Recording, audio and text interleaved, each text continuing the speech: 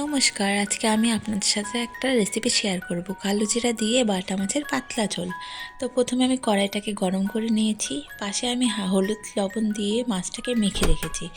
কড়াইয়ের মধ্যে তেল দিলাম, তেলটাকে পুরো গরম করে মাছগুলো তার মধ্যে ছেড়ে দিলাম এক এক করে। এরপর আস্তে আস্তে মাছগুলোকে আমি ভেজে তুলে নেবো। আর এখানে আমার সাথে একটা ঘটনা হয়ে গেছে, একটু পরে দেখতে পারবেন যে আমি মাছটা নামাতে গিয়ে পুরো ওই থালাটার মধ্যে ওই তেলটার ছিটা পড়ে একটু আগুন ধরে গেছিলো। দেখুন এখনই আমার সাথে এই ঘটনাটা ঘটবে। তো আমি এক এক করে আস্তে আস্তে সব মাছগুলোকেই ভেজে নিয়েছি। ভুল বললাম। তো ভেজে নিয়েছি উল্টে পাল্টে।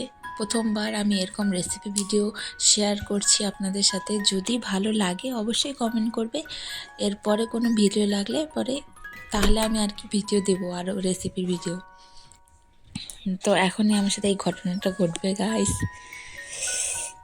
দেখুন একটু খালি ওই যে আমি পুরো ভয় পেয়ে গেছি। তাই যাই হোক, আমি এরপরে বেগুনগুলোকে ভেজে নিয়েছি।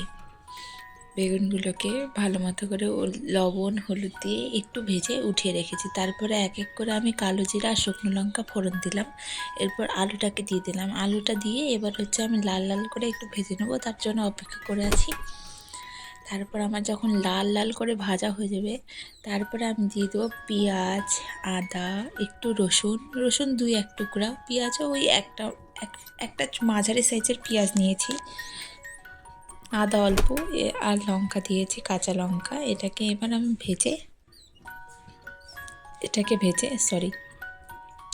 ভেজে এক এক করে সব মশলা এর মধ্যে দেবো, যেটা বেসিক আর মশলা দেওয়া হয়। হলুদ, লবণ, জিরার গুঁড়া, লঙ্কার গুঁড়ো আর ধনিয়া গুঁড়ো। এটাকে দিয়ে আমি একটু কষিয়ে নেব, জল দিয়ে এটাকে একটু মশলাটাকে কষিয়ে নেব।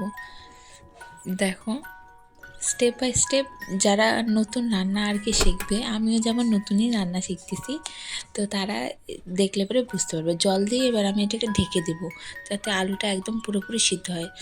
দেখো আমার মশলাটা প্রায় কষানো শেষ, আলুটাও সিদ্ধ হয়ে গেছে। এবার আমি গ্যাসটা বাড়ায় দিয়ে আবার ভালো মতো একদম শুকিয়ে নেব, তারপর জল দেবো ঝোলের জন্য। আমার এখানে জলের পরিমাণ একটু কম হয়ে গেছিলো, ঝোলটা আমার এখানে কম হয়ে গেছে। আপনারা চাইলে আর একটু বেশি জল দিয়েও সেই জল দিয়ে আর কি ঝোলটা নিজেদের মতো বানিয়ে নেবেন। যখন করবে তখন ঠিক বুঝতেই পারবেন। দেখুন এখন ওই ঝোলটাকে একটু ফুটতে দিলাম। এই ঝোলটা ফুটে আসলে একটু দেখলাম আমি টেস্ট করে যে লবণ একটু কম হয়েছে, তো লবণ দিয়ে দিলাম। এবার জলটা ফুটে আসলে আমি এর মধ্যে একে একে মাছ আর ভাজা বেগুনটা যে ভেজে রেখেছি সেটা এক এক করে দিয়ে দেব।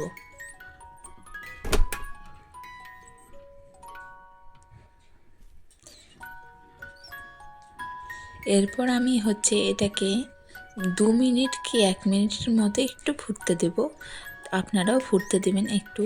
তারপরে এটার মধ্যে আমি ধনিয়া পাতা কেটে দেবো। ধনিয়া পাতা দিলে একটু টেস্টটা আলাদা আসে, যেহেতু পাতলা ঝোল করছি।